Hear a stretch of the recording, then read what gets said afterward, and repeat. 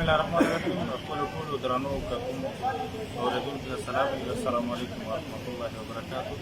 ملګرو، نن د سپوږمۍ هوټل کې ټولو قبایلو یوه ناسته وشوله.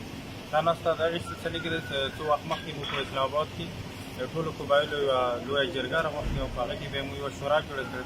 هغه شورې نن به بیا موږ یوه د مشرانو غونډه جوړه کړې وه چې روان د قبایلو انضمام بالجبر حوالې سره کوم کوشش مو جاري کړی دی او هغه دپاره مو دا یوه فیصله کړې چې روان نږدې وخت کې به موږ په اسلام آباد کنونشن سنټر کې د 15,000 نه زیات قبایل به راټولوو په انضمام بالجبر حوالې سره به خبره کوو.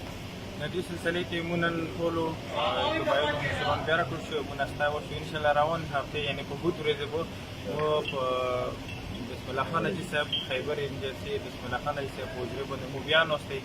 دا نه مخکې به مو چې څومره هم قبایل دي دلته راغلي، څومره هم مشران دي، هغه به خپلو جنسونو ته ځي. په خپلو جنسونو کې چې څومره هم قومونه دي، څومره هم مشران دي یا یوت دي یا علما دي یا هغه خلک چې هغه د انضمام بالجبر خلاف دي، د هغو سره به ټول مونږ نستی لرو او هغه به د روان کنونشن حوالې سره هغه سره چې څومره هم زموږ کوشش دی روان کنونشن لپاره موږ کوم طریقه کار دی هغه نه بې خبره وو. بیا به انشاءالله بسم الله خان حاجي صاحب حجرې باندې په روان 4 تاریخ په بود ورځې به موږ دلته بیا ناسته لرو. په دغې ناستې کې به انشاءالله روان کنونشن لپاره ډېر تعین هم کېږي او سره سره زموږ نور کوم لایعمل دی هغه به هم انشاءالله د ټولو قبایلو لپاره وړاندې کېږي.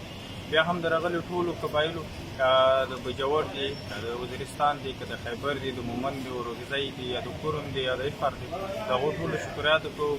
د هغو سره نن په قبایلو لپاره د قبایلو روښانه مستقبل لپاره شرکت وکړو. ډېره مننه. خوشحاله باد ولرئ.